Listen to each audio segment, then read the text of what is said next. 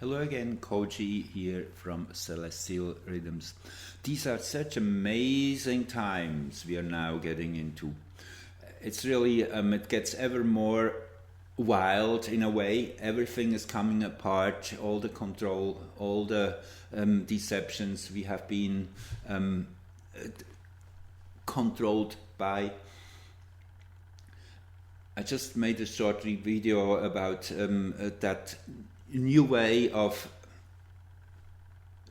doing mundane astrology using the human design system, and here I wanted to add on first the chart when Mercury has been activating this hexagram 35 again, when this channel was again fully activated. This one here, 36, 35, 36 Neptune, 35 Mercury now between the 17th and the 27th of June, and Mercury is looping back into this segment of the zodiac just for a few more days, turning direct on the 22nd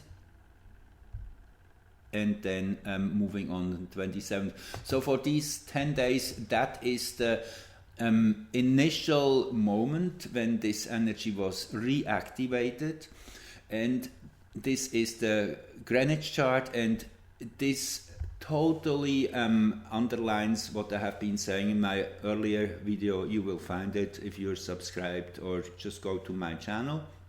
I just recorded it a few minutes ago. Just want to keep them a bit shorter to be more, not too overwhelming. So anyway, this is the astrological chart for Greenwich, the global chart again above the 0 meridian of our planet. And what we see here, this moment has Aspolus here exactly at the 4th house cusp, and between the Sun and Mercury. There's Pianor here. There's the galactic center opposing here at 27, where the Earth is pretty much exactly aligned with. So this is a powerful axis in itself, and it's also the root of this chart. Now Aspolus is one of the centaurs. Aspolus is related to secrets and mysteries and bringing them into the open to investigate. It's kind of a Sherlock Holmes kind of energy of trying to find what makes sense. Aspolus has an amazing orbital signature, which is as close as it can get to the golden means, the relation of its shortest distance to the Sun to the longest, biggest distance is the relation of phi, the golden means, which implies that it is able to bring out the perfect harmony of what's going on. It is diving to the roots of the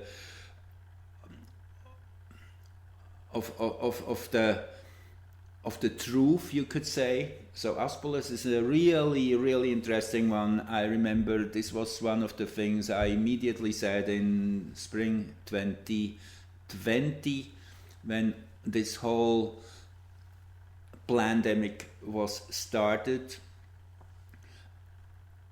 I remember that was one of the charts which I'm using is when Earth is farthest and closest from the Sun. That was in January 2020, when Earth was at its,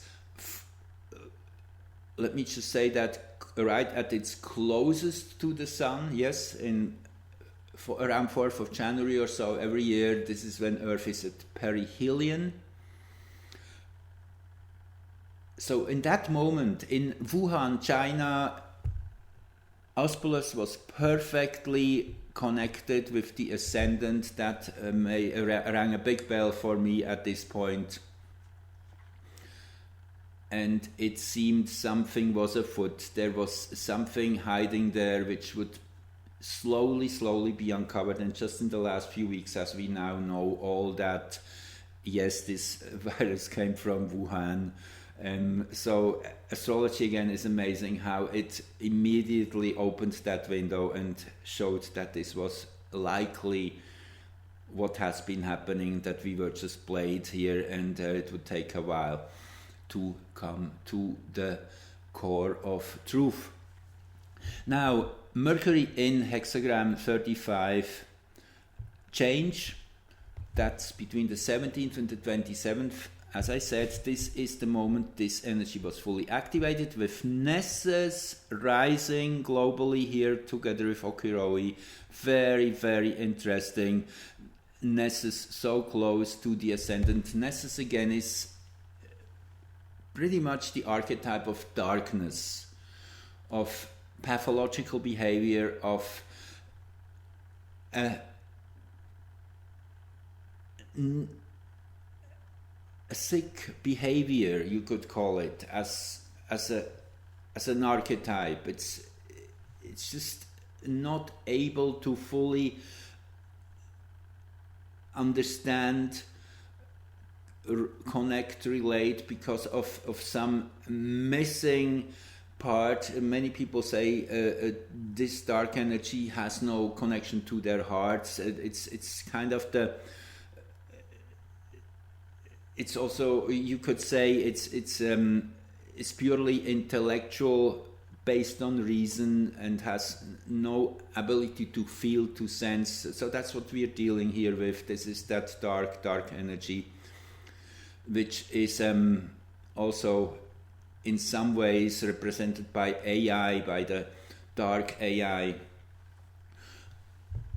So this is fully exposed here in this chart, which is indicating that this is a powerful window, 17th to the 27th, and there's so many things which occur in this 10-day windows astrologically alone, and I will just show you the sequence here in a short few videos, what is going on between the 17th and the 27th. So this is the first chart I'm showing you here.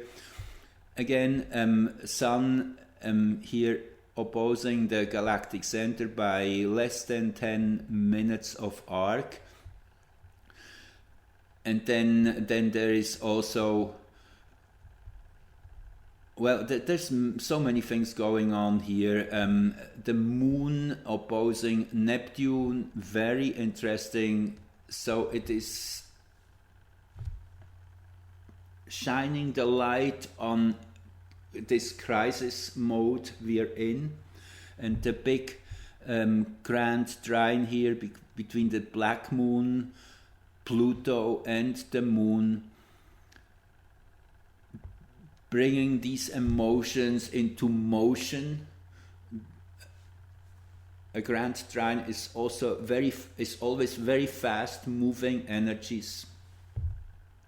Black moon here with Sedna, that is just still around the corner. This will connect, be mostly accentuated in about 2-3 weeks. So July will be magnanimous. It will be a big month. The world will be in a different place in 30 days. And by the end of August, that has been my prediction, or the middle of August, we will be in a different place altogether on this planet. This is the big window of bringing everything out into the open. We have been waiting for too long. But the White Hats had to be patient. They knew time would be working for them, for us. That we would have to go at an organic pace to allow things slowly to come to surface, that it would not be a good idea to push too hard, to let the dark energies exhaust themselves. And that is what we are seeing now playing out. The waiting was worth it. We will definitely see many things to happen organically, naturally, as it started with the confirmation of all these buried bodies in Canada's residential schools in Kamloops, Brandon, Manitoba, and this is just the start. And this links in with all that ritual satanic abuse, which has now been named by so many survivors and researchers alike. It can't be pushed down anymore any longer. It has to be looked at, and this is very, very dark and very widespread. That's why it has been able to be covered under all that. They tried so hard, and it's now all coming apart. So this is the global chart of that moment when Mercury entered. This is the one for Washington, D.C. Washington, again, kind of the center of the stage where change first will happen politically on a global power level. And that, again, is also related to the recount, which is coming most likely to a conclusion within the next short while. I have been looking, and I'm guessing it will be around the 25th of June. That's just a short 4 or 5 days away when we will get information on that in a public way, and when it will be interesting how the media play with that, if they just want to ignore it, or how they try to manage to divert attention. It will be very interesting, and if they do not follow through, they can be held accountable by not reporting the truth, and this will be prosecuted under the term of treason, supporting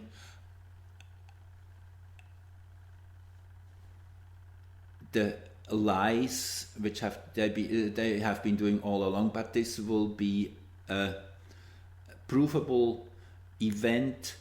When they do not follow through and report on that, then they will suffer serious consequences. It will be very, very interesting. We are getting into really the core of this global transformation, of this great awakening. Mercury here at the 7th house cusp, Mercury, the planet of communication, thinking, adding up one and one. It is the ability we humans have of comparing what has been and what will be, which is at the core also of our perception of time. Mercury is the planet which represents us humans the most. Mercury in Gemini, its own sign, and retrograde at the moment in these coming 5 days, and then turning direct on the 22nd. Actually, we're already closer to the turning point. It's all kind of really coming to a head here over the next few days. It's very, very exciting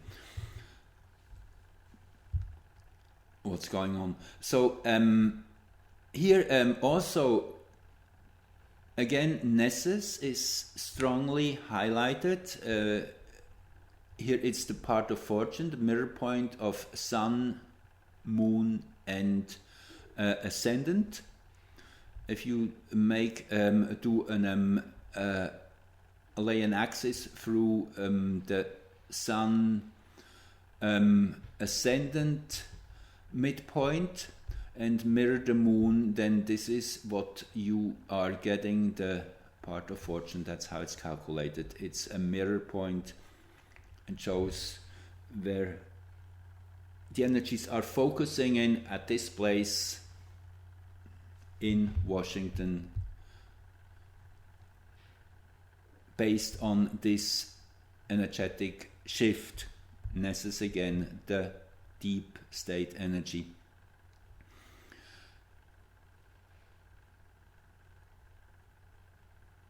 So let's look at the midpoints of this Mercury activating gate 35 change with the American nations chart. The one I'm using, for those not yet familiar, that's the one of July 4, 1776. It was Dane Rudyard, the greatest astrologer in my opinion of the 20th century, who has been proposing this chart for the American nation, and it is making total sense at this point in time for sure.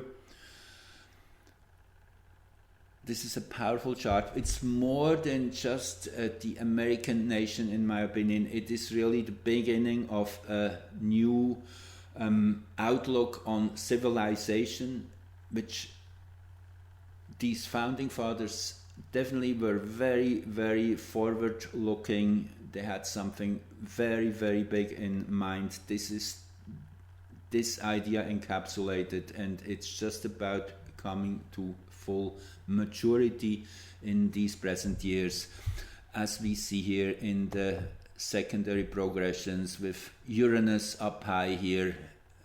So Uranus is still about 1.5 years away from being exactly in the zenith position by secondary progressions. And also what totally speaks for this chart and this time, the 5:14 or so p.m. timing, is, if we look here at the degrees, where Orcus is and Nessus, again, that's the two planets, minor planets I should say. Nessus Centaur, Orcus Kuiper Belt object, which are very clearly related to sexual ritual abuse here in that sign, which has no house cusps going through, therefore it's an interception, so it's kind of hidden away, not directly accessible. That's why all these energies in Virgo and Pisces are just now in this present time fully coming to light. It took that long, 240 years plus, and you can see why this present time is so much shining light and bringing all that hidden energies into the forefront, because not only the progressed Sun is in Pisces, the progressed Earth, Virgo, but also the ascendant and descendant are highlighting these two signs for quite a number of years. Sun by progression, secondary progression, is in each sign for about 30 years, so that means about 15 years already have passed and another 14 to go to fully bring this Pisces energy to the forefront. Pisces and Virgo both, as they always come in pair, the Sun and Earth are always in a opposition. When we stand on Earth, we see the Sun in Pisces, and vice versa. If we would be looking from the Sun's perspective, the Earth is in Virgo in this case. But even more so, as I say, it's the ascendant, which moves about 1 degree a year as well, is perfectly highlighting this dark and difficult Nessus and Orcus, asking us to transform the lower frequencies and go through this process of alchemy, of integrating. It is happening. It is a powerful process. So this chart here is the chart I'm using and doing the midpoints. This is again a powerful technique which I have been discovering. It's used in birth astrology and partner analysis.